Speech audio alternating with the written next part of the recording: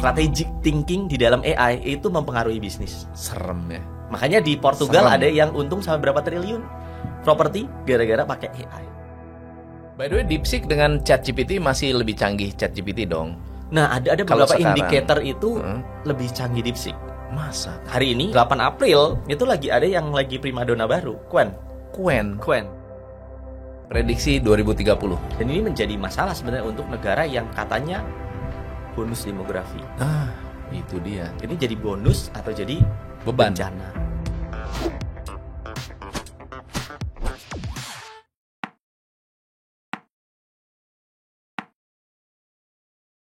Mas Anjas, Halo, Bapak AI Indonesia. Jangan coach, marah orang. Mas Anjas sudah ketemu siapa saja yang terkenal di dunia yang bergelut di dunia AI? Yang paling membanggakan ketemu siapa? Paling membanggakan ketemu Jensen Huang, CEO Nvidia ya. Karena dia inspirasi saya juga coach. Jadi memang kalau apa-apa nih saya kayak oh ini panutan saya nih Jensen Huang gitu. Keren. Acara apa waktu itu? Acaranya AI Day yang AI Day. Diadain sama sahabat AI ya. Seberapa besar sih komunitas AI di Indonesia saat ini? Nah, itu coach. Kita mesti lihat sebenarnya dari 3 area. 3 area. 3 area ya. Karena kalau kita ngomong satu area biasanya kita akan dihantam tuh. Contoh gini, kita ngomong yang area atasnya nih, ada disebut AI engineer. Orang yang mendevelop AI atau membuat AI-nya sendiri, coach. Di tengah ini ada AI smart user ya. Ya, Oke. jadi AI smart user ini orang yang pakai AI untuk optimasi misalnya bisnis, sosial media dan lain-lain gitu. Lalu yang di bawah ini yang emang user aja. Dan biasanya yang di bawah ini bikinnya untuk bikin sesuatu yang asal aja, misalnya konten di sosmed. Oh. Tapi jangan salah, ini duitnya juga gede yang di bawah. Oh. Tiga-tiga ini bisa menghasilkan uang dari AI. AI. Tiga-tiganya bisa ngasilin uang. Tapi yang paling atas itu yang paling besar sebenarnya. Oh, yang engineer-nya Engineer. ya. Background-nya Mas Anjas apa sih? Wah. Background. Saya sebenarnya ngulik IT itu dari 2016. Ngulik IT dari 2016. Bikin konten tentang IT coach dulu. Tapi sambil kuliahnya kuliah umum lah, bukan IT. Sekarang S2-nya lagi IT. Tapi dulu nggak bahas IT nggak belajar IT. Tapi suka IT dari 2016, bahas tentang soundnya Google yang dulu bisa ditranskrip jadi teks. Iya. Tapi nobody cares. Sekarang udah nggak ada ya? Masih ya? Sekarang jauh lebih canggih. Sekarang malah jauh lebih canggih. Itu adalah basic dari teknologi yang sekarang dipakai sama semua AI gitu. Waktu itu bahas itu coach awal-awal teknologi, tapi nggak ada yang denger gitu. Akhirnya comeback lagi di dunia teknologi di 2021. Setelah di tengah-tengahnya aku isi dengan Unreal Engine, videografi, gitu-gitu. Pekerjaannya apa sehari-hari? Pekerjaan kalau saya owner untuk production house, khususnya technological production house, jadi animasi dan lain-lain. Tapi juga sebagai sekarang developer untuk bisnis AI ya, namanya pekerja AI coach. Pekerja AI. Sama ya content creator ya, tidak lupa. Kalau dulu kita ngomongin AI, selalu orang berpikir kita masih jauh. Masih jauh AI dan tidak accessible. Ya, tidak accessible, tidak reachable, tidak ada yang mengatakan bahwa waktu 2019 2020 bahkan ya. Saya ngobrol sama salah satu developer yang mana kita ceritanya mau develop CRM. Terus dia bilang nih, bro, lu tahu nggak? Kita sebetulnya di luar itu AI itu sedang belajar. Maksudnya belajar di mana sih? Nggak ngerti saya. Dia belajar. Dia pakai. Jadi mereka membuat CCTV yang bisa menghitung stok. Iya. Jadi kalau dikasih aqua ada sekian banyak, coba hitung. Iya. Bener nggak? Bener, salah. Diajarin tuh, tapi diajarinnya bener, salah. Saya nggak tahu teknikalnya seperti apa. Tapi yang pasti adalah sampai dia bisa memberikan dari foto, dia bisa menghitung jumlah ini ada berapa. Kualitasnya bisa di breakdown. Betul. Masa sih? Saya pikir masih jauh. 2020 tuh, 2019 2020. Masih jauh. tiba-tiba muncul ChatGPT. 2021 ya. Muncul ChatGPT, itu pun orang masih remehin. Iya. Cuma begini doang. Gue cuma begini doang. Tapi belakangan tiba-tiba ada, wah, AI ini sudah luar biasa. Apakah sejauh itu, atau jangan-jangan AI sudah sangat jauh, kita yang ketinggalan? Oke. Sebenarnya perkembangannya udah lama, Coach. Aku tuh belajar computer vision itu di 2018. Di saat waktu itu magang di IT-nya UPH. Jadi mentor aku tuh ngasih tahu kayak, oh ini tuh namanya computer vision. Kita pakai OpenCV untuk tadi ngitung barang, untuk ngatur ngelihat flow-nya. Bahkan kalau yang sekarang bisa ngelihat kualitas barang, ada cacat produk atau enggak gitu. Itu sebenarnya udah lama. Cuman gini, semua ini berubah semenjak LLM keluar, Coach. LLM itu apa sih? LLM itu Large Language Model. Oke. Yang dipakai sama OpenAI, ChatGPT. Ketika itu berubah, dunia berubah. Karena itu merupakan otak dari semua AI yang saat ini ada. Jadi ketika itu keluar, baru dunia geger. Karena turunan dari LLM itu banyak sekali. Bahkan sampai sekarang generatif image ya. Image generatif yang dari AI itu juga munculnya dari situ. Dari semenjak LLM keluar, turunan model generatif AI-nya baru keluar. Dan akhirnya dunia geger. Kalau mau dibilang jauh banget. Sekarang udah jauh banget. Kalau kita mau ngejar untuk bikin LLM kayak contoh DeepSeek gitu kira gampang. Iya. Susah banget. Karena ini harus belajar tentang AI engineer. Engineering-nya juga harus tahu. Terus harus belajar programming-nya. Itu bukan hanya yang biasa-biasa aja gitu. Makanya kemarin aku promosi, ada kampusnya dia pakai sistem belajar dari Zhejiang University. Karena itu bukan satu-satunya cara ya. Itu adalah cara paling efektif untuk belajar dari negara yang udah jalanin AI, jalanin bisnis AI, engineering AI dan lain-lain, Coach. Jauh sekali. Tapi kita masih bisa kejar, masih. Karena sebenarnya kita nggak cuman gini kok, Coach. Nggak cuman kita harus bikin LLM kita sendiri, nggak. Kita integrating juga bisa. Integrating maksudnya gimana? Integrating tuh kita bikin AI. Contohnya di pekerja AI, kita itu pakai LLM dari luar juga. Ada kombinasi dari DeepSeek, dari OpenAI dan lain-lain. Sehingga AI yang kita punya itu juga pintar banget untuk menganalisa kasus dan lain-lain gitu ya. Terus saya punya perumpamaan sebenarnya. Ini perumpamaan dikasih taunya sama Mas Wisnu Tama. Oke. Mentor saya pribadi nih untuk segala hal sekarang. Kita nggak harus bikin Boeing kita. Boeing itu bikin pesawatnya gitu. Tapi kita bisa bikin Singapore Airlines kita, Indonesian Airlines kita. Jadi kita bisa bikin turunannya dari situ. Atau kalau bahkan orang bilang, kapan kita punya LLM sendiri gitu misalnya. Jangankan itu. Perumpamaannya tadi Boeing ya. Boeing aja itu mesinnya itu dari Rolls-Royce.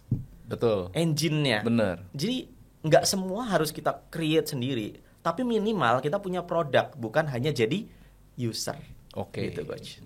Saya akan melompat sedikit ke saya sebagai pengusaha. Iya. Oke. Saya punya sebuah platform atau software namanya profitku.id. Tugasnya lebih menjadi dashboard untuk key performance indicator management, KPI management. Semua diinput secara manual, semuanya dikerjakan secara manual. Yang banyak menjadi kesulitan dari banyak orang adalah ini platformnya bagus, tapi apa yang harus diisi di situ? Gimana caranya? Apa sih yang harus diisi? Apa KPI yang cocok? Sangat bagus kalau si Profitku ini bisa terintegrasi dengan AI. Iya. Bisa nggak software yang sudah ada diintegrate dengan AI? Sangat possible. Karena gini, kemarin yang viral video gue salah satunya, Coach, itu tentang lapor, sistem lapor. Kita nggak usah sebut ya lapornya siapa ya. Okay. Tapi sistem laporan aja kalau diintegrate sama API-nya AI, itu bisa lebih efektif. Karena masalah yang dianalisa bukan hanya logic yes or no, tapi bisa ada data kualitatif di dalamnya, Coach. Laporan loh ya, laporan negara tuh. Jalan rusak, rusaknya seberapa, rusaknya parah karena apa, itu bisa teranalisa. Kalau perlu foto, iya, ya kan, diupload fotonya. Betul. ada apa? Ada lokasinya di mana, titiknya di mana. Geotaggingnya udah langsung connect, lalu habis itu kerusakannya bisa dianalisa secara data kualitatif. Itu kelebihannya AI. It's just, jadi bukan cuman yes or no sistem, tapi ada analisa di dalamnya. Bayangkan kalau coach punya software, meskipun karena ini dadakan, jadi saya harus berpikir, kadang-kadang harus menganalisa dulu apa kebutuhannya gitu ya. Tapi kalau kita lihat di dalamnya, kemungkinan yang kita bisa cek adalah menggunakan ini ya, behavior analytics, tapi pakai data, lognya seperti apa. Kita bisa lihat kelakuan orang secara online itu seperti apa ya lewat log tersebut. Lalu kalau ada pergerakan keuangan, nah misalnya pergerakan keuangan ini juga bisa dianalisa dengan AI. Kalau mau, contoh paling simpelnya adalah masukkan sebuah chart ke ChatGPT misalnya, dia akan analisa. Itu sudah menjadi tanda bahwa integrasi AI di dalam software yang kita mau itu bisa. Minimal dia baca. Kalau dia dikasih keputusan untuk analisa, dia akan analisa. Kalau dia kasih keputusan untuk putuskan, dia akan memutuskan gitu. Berarti jawabannya bisa, harus dianalisa. Berapa besar biayanya untuk bisa mengintegrasikan suatu software yang sudah jadi dengan AI? Ini harus sebenarnya harus lihat juga engineer-nya siapa, coach. Kita bicara dua aspek ya. Jadi ada orang yang tidak tahu cara membuat strategi bisnis, lalu kemudian dia harus memformulasikan indikator saya apa, strategi saya apa. Itu adalah pertanyaan untuk yang pemula. Tapi ada juga yang saya sudah punya data begitu banyak di indikator saya, KPI saya. Terus what next? Kan cuma melihat data, oh ya naik turun, ya udah. Kan nggak apalagi kalau datanya banyak. Betul. Yang ini dengan yang ini. Nah, yang blank, nggak ngerti apa-apa, pakai AI. Yang sudah ada data pakai AI, itu perilakunya sama atau berbeda? Kalau kita udah punya data, sebenarnya paling penting adalah connectingnya. Connectingnya. Harus tahu logiknya mau diapakan si data ini gitu. Betul. Jadi kesalahan banyak orang juga, ini kesalahan umumnya adalah beli rice cooker langsung pengen jadi pemenang MasterChef. Nah itu pakai AI itu gitu. Padahal sebenarnya ini rice cooker harus diapakan, harus dikonekin kemana? Karena ternyata pengaruh rasa nasi itu ngefek ke seluruh makanan. Sama seperti apa yang kita lakukan, kita akan lakukan dulu connecting, logiknya seperti apa. Baru setelah itu kita create sistem di dalamnya, coach. Perilakunya hampir sama sebenarnya. Mau yang orang yang baru berangkat maupun yang sudah mature datanya. Yang penting di dalamnya adalah create sistem flow-nya dulu. Karena gini, coach. Aku kasih perumpamaan lagi ya. Case juga sih. Case klien kita, pekerja AI, contohnya adalah properti. Nggak bisa kita samakan dengan lapangan badminton.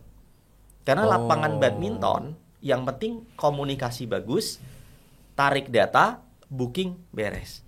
Tapi properti, kita perlu pakai third party AI untuk ngecek nomor teleponnya itu siapa, jabatan dia di company-nya apa. Serius.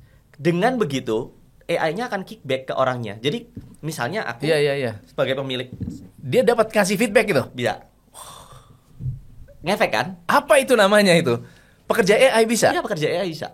Pekerja AI akan ngasih feedback kalau pekerja AI itu bisa kita pakai dan kita bisa subscribe atau bagaimana? Pekerja AI itu bisa kita subscribe untuk optimalisasi bisnis kita.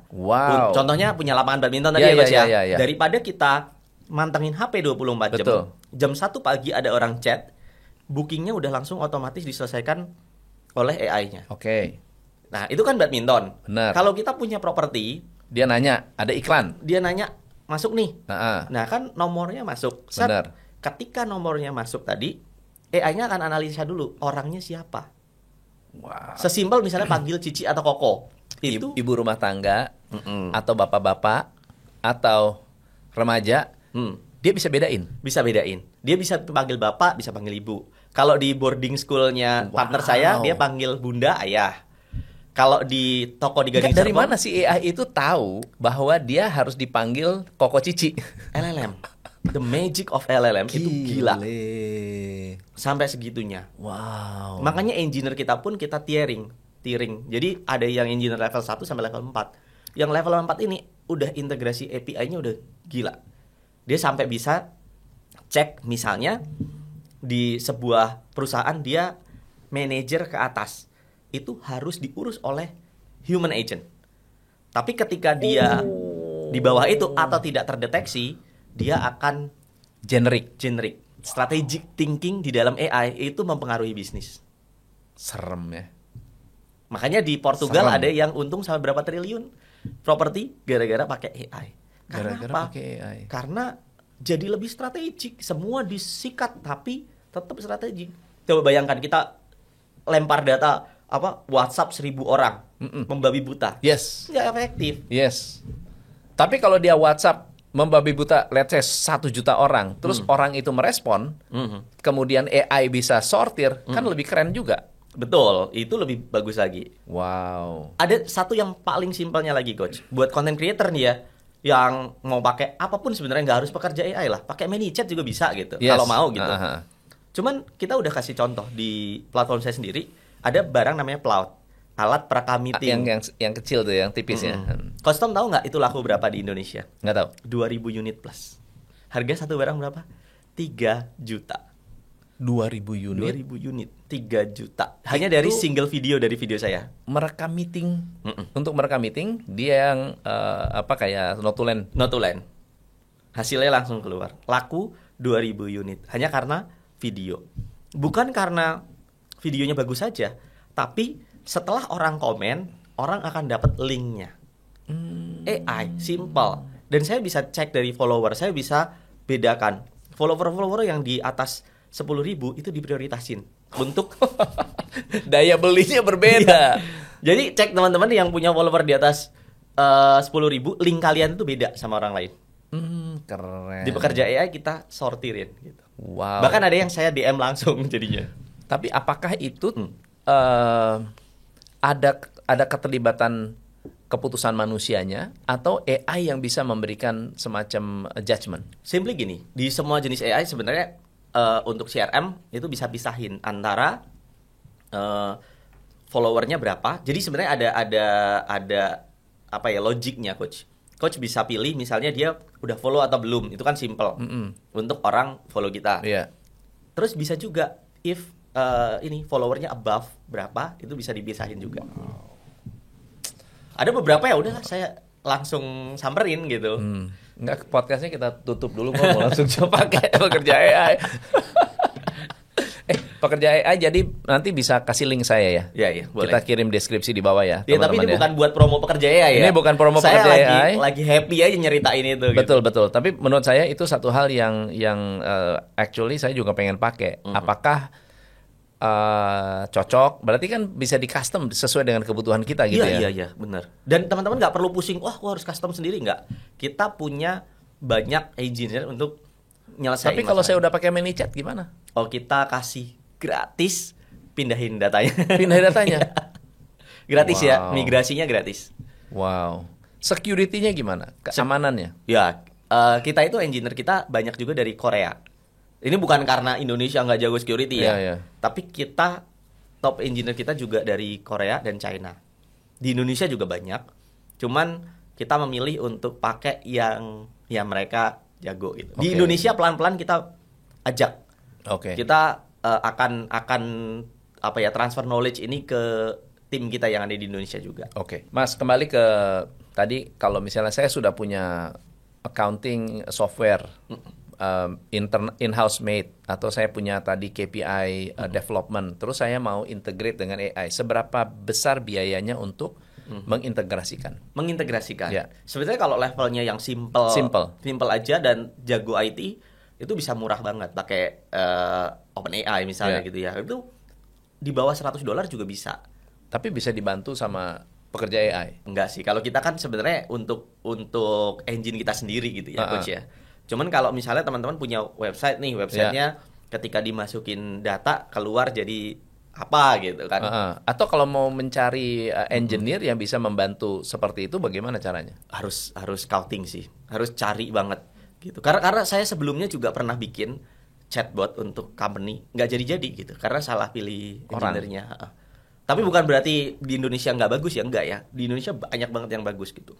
Cuman memang harus benar-benar cek detail gitu. Jangan sampai hanya karena dia jago IT terus diajak gitu. Harus benar-benar cek background dulu, terus kalau bisa trial dulu, baru setelah itu make a project. Jangan make a project dulu. Jangan bikin project dulu, suruh coba dulu. Coba dulu. Oke. Simple test aja. Nah, kalau itu bisa murah, under $100 bisa. Tapi kalau pakai orang sekarang rata-rata yang jago-jago itu ngecasnya antara 100 sampai 200 juta untuk satu sistem gitu. Oke. Oke. Jadi available, memungkinkan untuk kita sudah memiliki program lalu kemudian diintegrasikan dengan AI selama ada engineer-nya. Betul. Dan kalau misalnya engineer-nya mau yang lebih profesional atau software house yang keren gitu ya, at least harganya antara 100-200 juta tergantung kebutuhannya. Betul, Nah, Bang. kembali ke masalah AI, apakah sekarang AI ini bisa disalahgunakan? Bisa banget. Sangat disayangkan di Indonesia orangnya pintar tapi pintar menyalahgunakan, coach. Saya lihat di TikTok suara Dr. Richard Lee tiba-tiba dipakai promosi Buat iklan. gayung. Suara Pak Prabowo dipakai buat jualan. Pak Jokowi dipakai promosinya untuk jualan jualan obat kuat. Iya kan? Memang awalnya videonya yang pertama nih muncul dulu nih gini. Saya yakin. Tiba-tiba habis itu suaranya, produk ini bisa membuat Anda lebih kuat. Gitu. Jadi disalahgunakan seperti itu. Atau yang kedua, deepfake. Deepfake udah semakin mudah sekarang. Dulu masih harus butuh verifikasi dan lain-lain gitu ya. Sekarang banyak toolsnya. Simply tinggal masukin aja ke sebuah platform. Saya nggak akan katakan platformnya. Masukkan voice, langsung jadi. Oke. Dan itu itu harus ada aturan di Indonesia sebenarnya, coach. Namanya adalah letter of concern. Jadi letter of concern itu sebenarnya letter of consent ya. Yeah. Consent. Jadi misalnya saya mau pakai nih asetnya custom gitu, itu harus ada surat tertulis dulu. Karena itu adalah satu-satunya cara yang bisa melindungi intelektual gitu, termasuk wajah dan juga suara. Oke. Wow. Jadi Harus. ada approval ya buat dari yang bersangkutan gitu ya. Jadi ada KYC juga. Oke. Terus kalau misalnya saya adalah seorang awam, bagaimana saya tahu bahwa mereka menggunakan AI untuk memanipulasi? Misalnya kemarin ini ada orang yang pura-pura jadi Baim Wong pakai video call, tapi ternyata Baim Wongnya ada di tempat lain gitu ya. Itu gimana cara kita bisa detect bahwa ini adalah penipuan? Ada dua cara sebenarnya. Kalau misalnya cara paling efektifnya ya masih menggunakan unsur kesadaran aja gitu. Kita harus aware bahwa itu memang bukan Baim Wong. Tapi masalahnya bapak-bapak, ibu-ibu di luar sana itu nggak bisa dapat awareness itu kadang-kadang. Udah kesenangan duluan. Udah kesenangan gitu. Sama ini juga nggak zaman sekarang aja. Zaman dulu juga tetangga saya waktu saya kecil ditelepon sama sebuah produsen susu, suruh transfer duit, and then ternyata penipuan itu berjalan terus gitu kan. Nah, cara yang kedua sebenarnya kalau ini ke arah keluarga, coach. Kan biasanya penipuan itu karena data kita udah tersebar di internet, kita bisa disalahgunakan suaranya, and then minta transferan. Itu ada di salah satu iklan produk luar negeri ya. Caranya adalah kita itu harus punya secret code sama keluarga kita. Tapi secret code-nya nggak usah aneh-aneh gitu, nggak usah gimana-gimana. Minimal ketika telepon ada kata khusus yang diucapkan dahulu. Oke, itu penting tuh. Itu penting. Zaman sekarang itu sangat penting. Karena benar-benar kalau suara kita udah diambil, kita bisa benar-benar clone itu persis. Clone persis 1:1. Bahkan kita nggak bisa. Saya nonton video Mas Anja, saya baru tahu hari ini bahwa kontennya itu semua dari AI. Ya. Karena di situ ada mimik, gerakan, itu impossible lah kita. Maksudnya nggak mungkin itu orang lain gitu. Ya. Tapi kok itu bisa. bisa ekspresif sekali. Ternyata itu AI. Itu bukan saya kan, AI kan. Iya. Gitu. Makanya ya itu kita harus punya secret code itu untuk benar-benar jadi batasan paling konvensional, paling murah, tapi efektif banget, Coach. Oke. Kalau saya mau belajar AI, Mas Anjas ngajarin nggak? Nah ini, saya sebenarnya nggak mau jualan course ya. Kadang-kadang udahlah, ini buat orang yang mau optimalisasi bisnis aja gitu. Saya ada, tapi itu using AI tools gitu. Using AI tools. Harusnya itu saja sudah lebih dari cukup ya untuk pemula ya. Untuk pemula itu bisa dipakai untuk adaptasi lah di zaman ini. Ya. Misalnya kayak tadi, misalnya untuk bikin konten. Konten itu adalah hal yang paling gampang untuk dipakai ini AI, atau bikin dokumen, bikin pekerjaan sehari-hari itu ada di LinkedIn ya. Oke. Nah, tapi sebenarnya kalau saya saranin lebih dari itu belajarnya. Gimana caranya? Ambil course-course yang memang high end ya. Kayak contohnya di Nvidia itu punya course-nya. Nvidia ngasih free course untuk kita jadi ahli AI gitu. Emang crafting AI, bahkan integrating API dan lain-lain gitu, Coach. Lalu juga berapa lama waktunya untuk bisa menguasai? Kalau yang high level mungkin bisa 1 tahunan. 1 tahun. Kalau itu untuk yang entry level? Kalau entry level ya untuk yang using tools tadi seminggu cukup. Karena kan sama aja kayak kita belajar. Tapi Nvidia juga? Enggak, itu yang dari saya. Dari Mas Anjas, oke. Jadi ada berbagai macam gitu layernya gitu. Cuman kalau teman-teman belajar tools only, nggak kemana-mana sebenarnya. Secara jangka panjang itu hanya akan membantu dalam waktu 1 tahun ke depan gitu.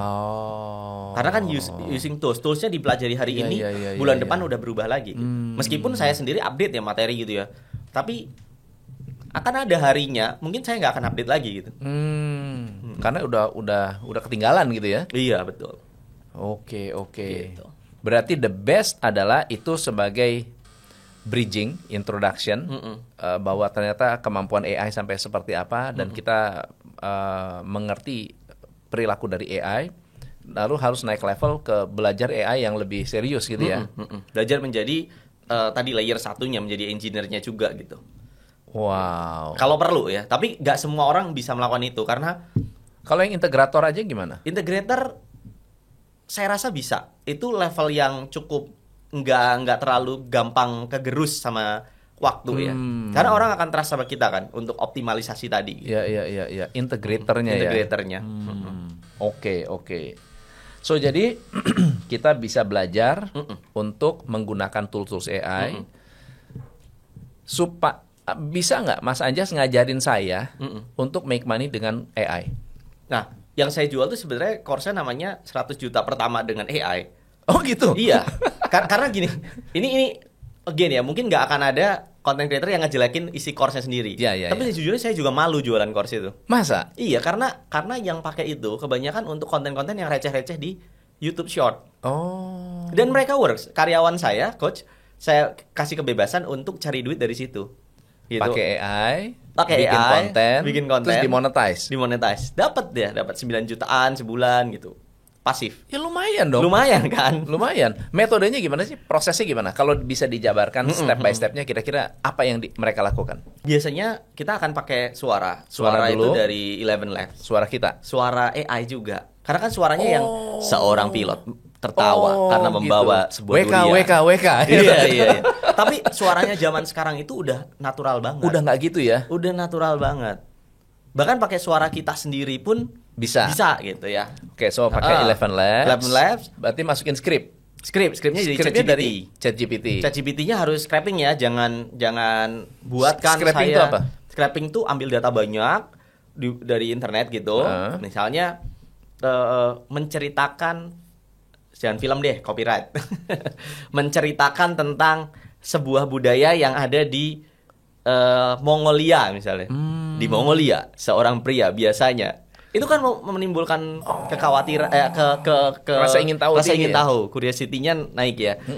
Nah, lalu klipnya yaitu antara AI generated atau klip-klip atau foto-foto dari internet, Coach. Nah, dengan simple format seperti itu aja orang udah bisa bikin konten dengan AI. Dan itu justru yang make money-nya paling banyak. Oke, so berarti step pertama adalah harus punya ChatGPT. ChatGPT gratisan aja. ChatGPT gratisan. Tapi kita ngambil data dari internet, Ya. lalu kemudian minta ChatGPT yang rewrite. Right, betul. Oke, yang kedua, Eleven Labs. 11 Labs. Itu gratisnya 5.000 kata sehari setahu saya. Oke. Setara dengan 10.000 ya. 10.000 kata per hari. Setara dengan wanita tuh satu hari. Ya, not bad. Not bad. Not bad. Heeh. Kalau pria cuma separohnya. Berarti yang ketiga harus punya tools apa untuk bisa bikin video?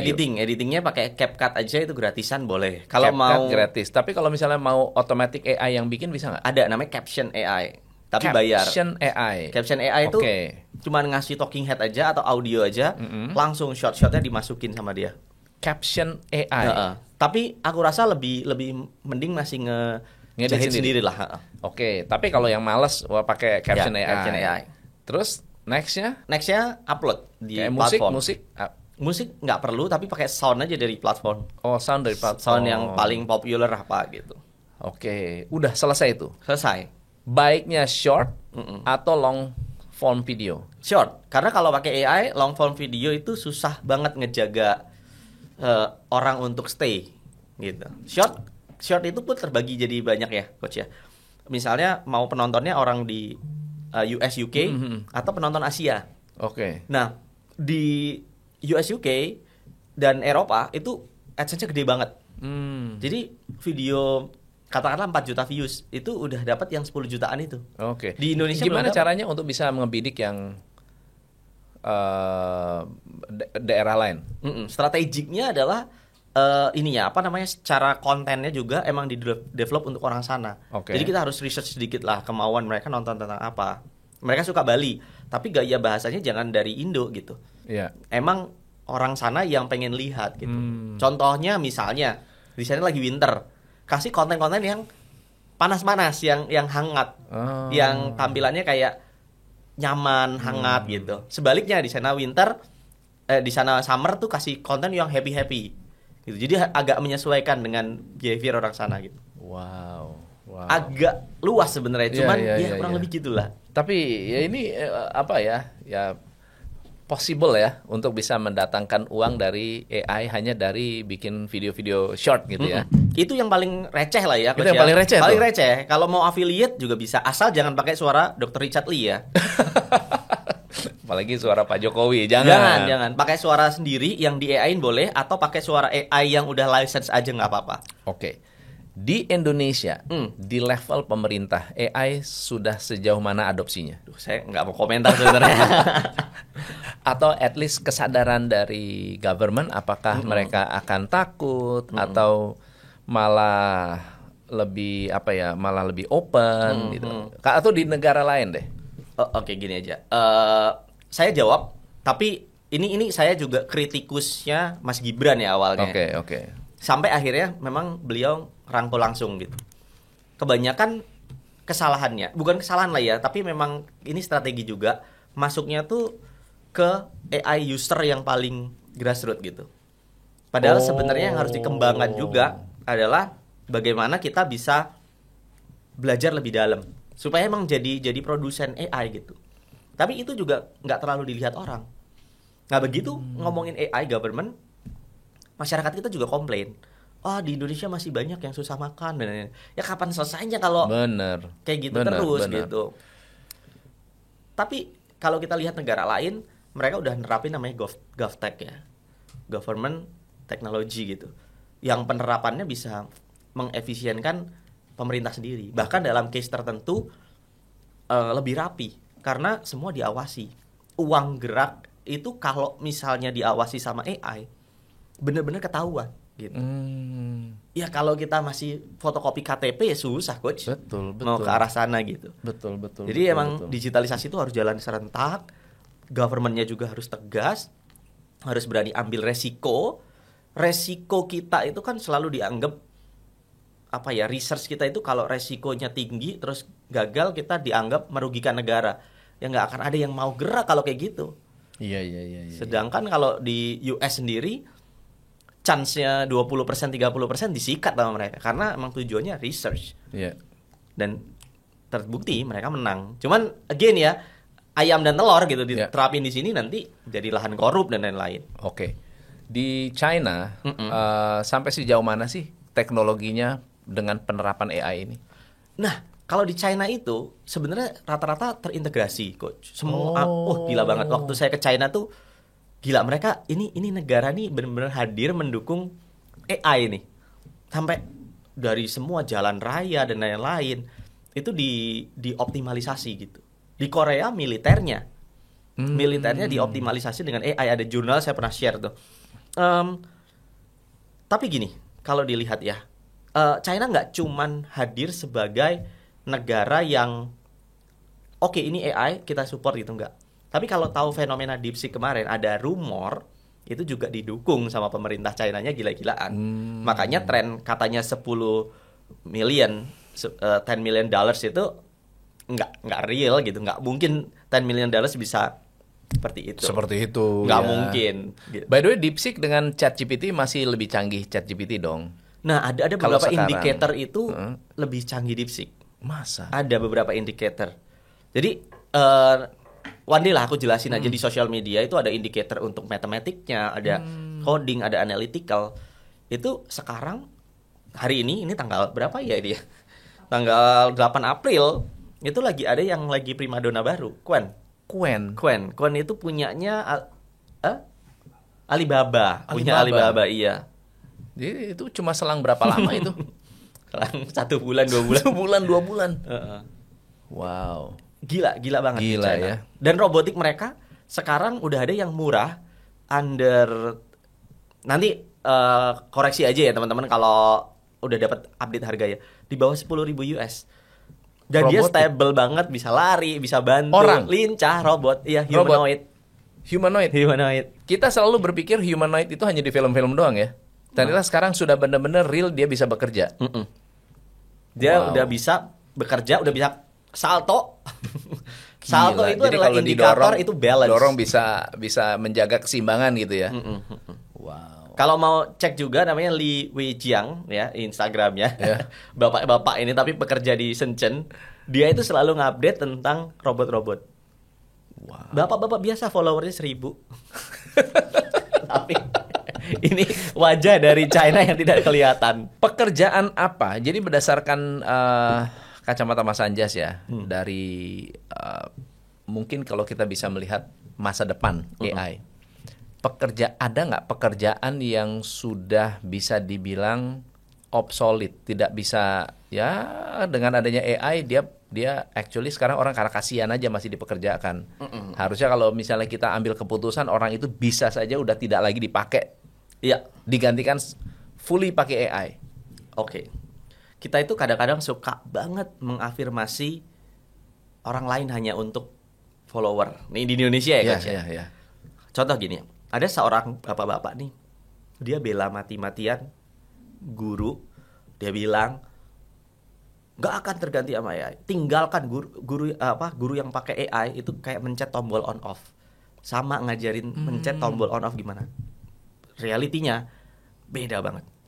AI, video saya 7M views, itu AI-nya ngajarin anak belajar matematika. Oh my god. Step by step. Oh my god. Step by step. Serius? Iya, guru. Jadi sebenarnya ini kalau bisa ya teman-teman tuh jangan hanya mengafirmasi orang, tapi juga kasih wake up call. Karena selalu saya mendapatkan pengakuan dari teman-teman, AI tidak mungkin menggantikan manusia karena AI nggak punya perasaan lah, AI nggak bisa beginilah.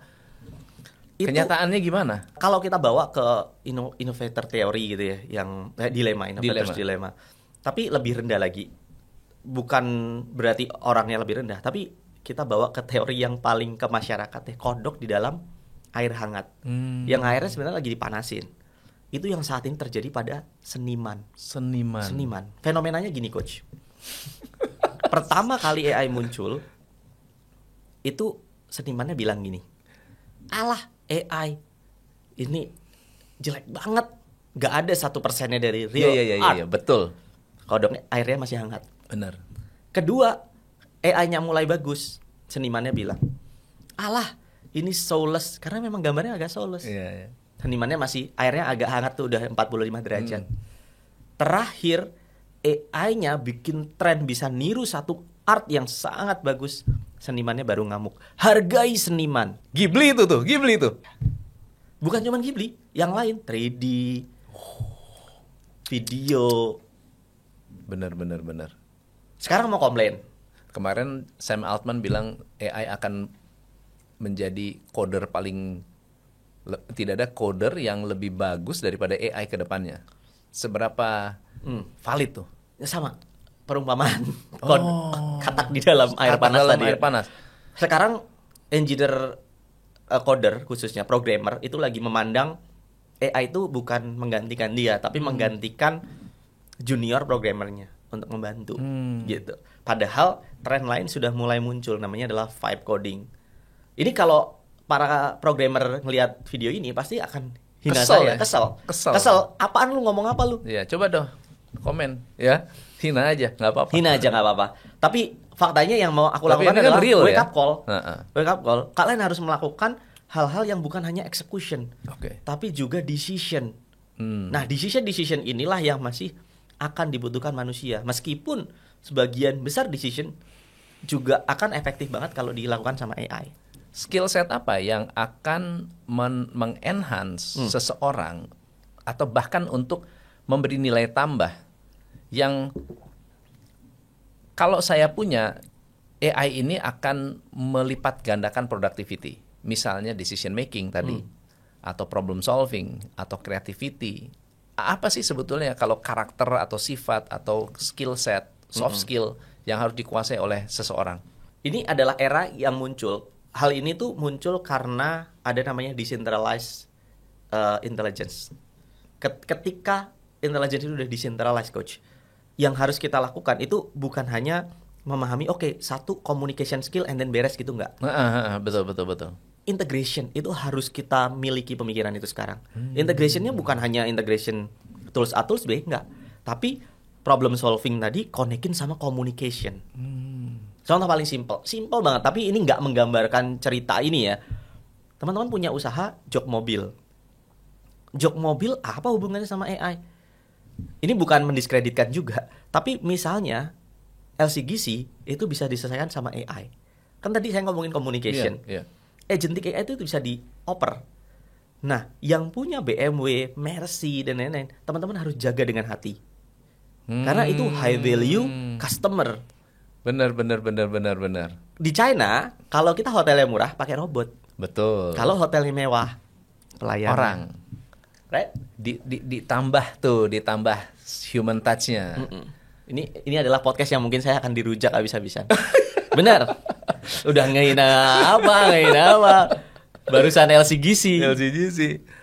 Oke. So, tapi berarti kalau misalnya pekerjaan yang sifatnya itu straightforward, mau A atau mau B, itu fully AI udah beres tuh ya. Straightforward, nggak perlu decision making banyak. AI.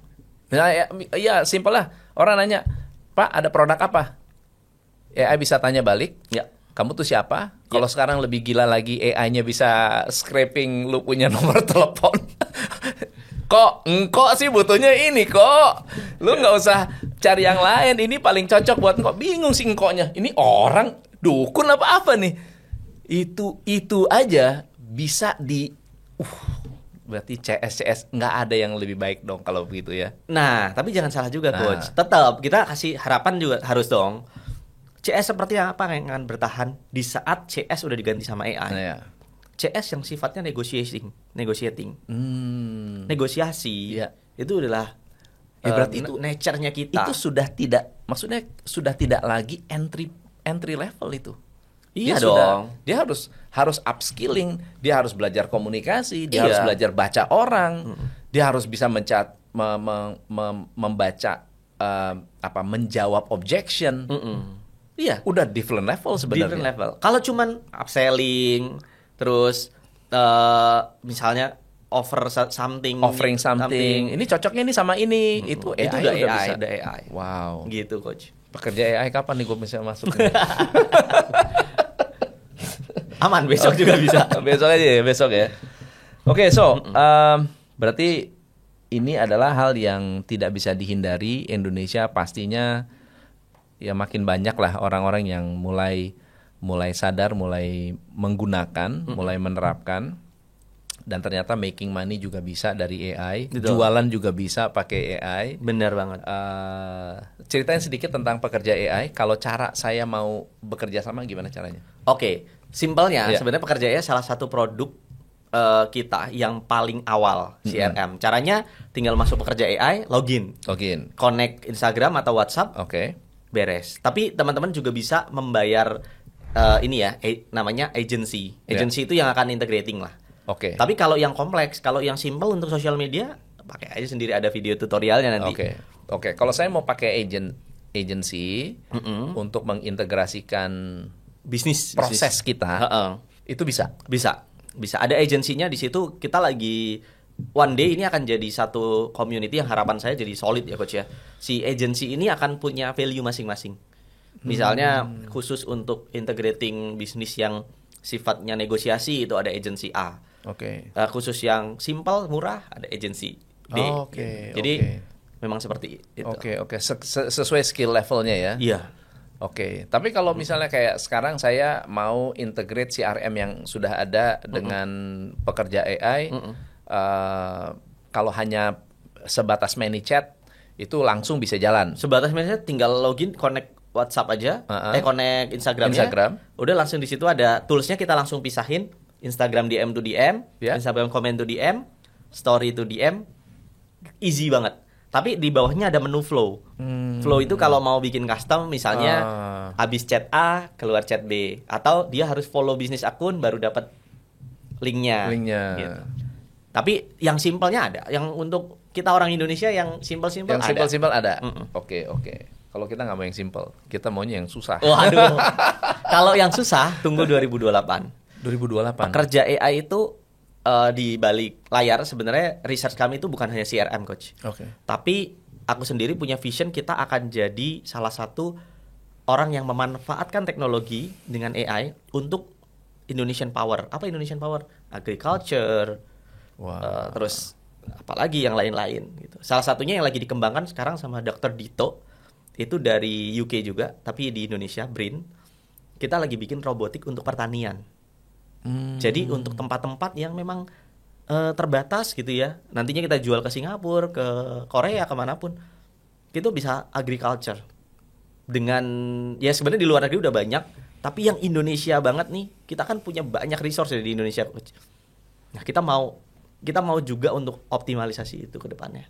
Berarti kalau yang kalau tidak digunakan, karena itu bisa membantu UKM juga, bisa bantu productivity agriculture juga, betul ya? Dan pasti adopsinya bisa luar biasa. Dan harusnya kalau pemerintah mendukung ya, bisa lebih cepat lagi ya kayak kalau China pemerintah ya. dukung aja pakai sistem e-lapor itu yang saya bikin itu coach. Itu saya bagi gratis ke seluruh pemerintah di Indonesia. Itu saya pakai duit saya sendiri develop. Mahal pasti. Tapi daerah yang mau pakai silahkan pakai gratis. Tapi bayar server sendiri ya coach ya. Nah kita tunggu 1 bulan dari sekarang. Siapa yang mau adopsi ya? Kalau sampai nggak ada kalau sampai nggak ada kita sayang banget ya.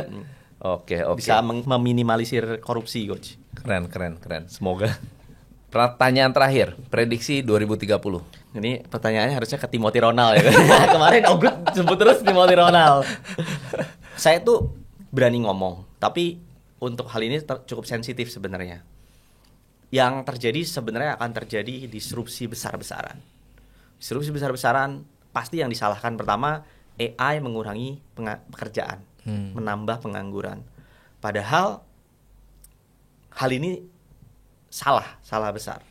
Yang salahnya adalah kita itu nggak mitigasi impact dari wave AI ini.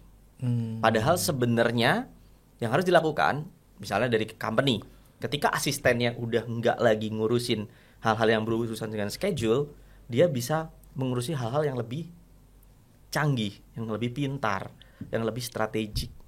Sama dengan rakyat kita.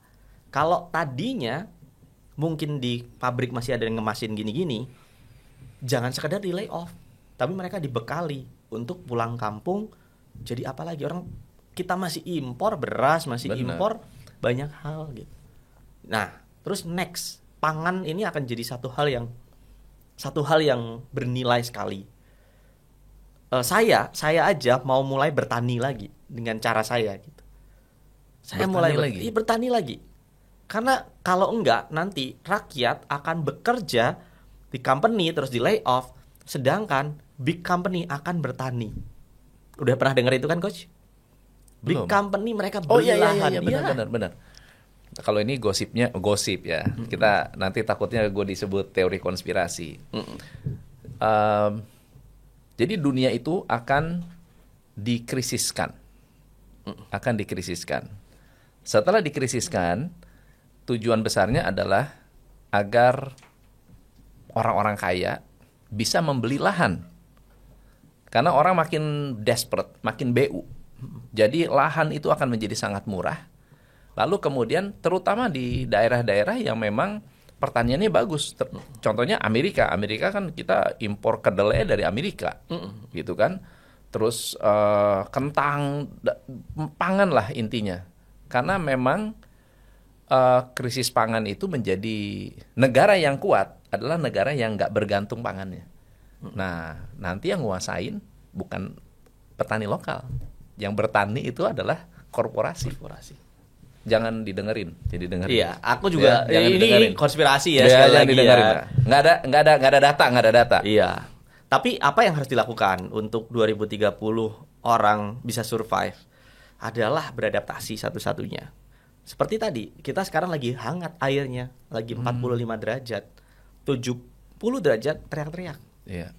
70 derajat teriak-teriak. Tapi kalau kita sekarang udah mulai naik pelan-pelan pakai tangga, mulai adaptasi skill baru yang misalnya di sini ada videographer, mulai use AI tools, mulai efisiensikan waktu kerjanya sehingga produknya lebih banyak.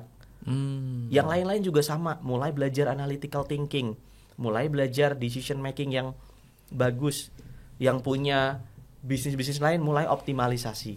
Nanti pada saat era itu muncul, opsinya kan cuma dua. Kita udah ready secara financial, atau yang kedua, kita udah ready dengan jenis pekerjaan baru.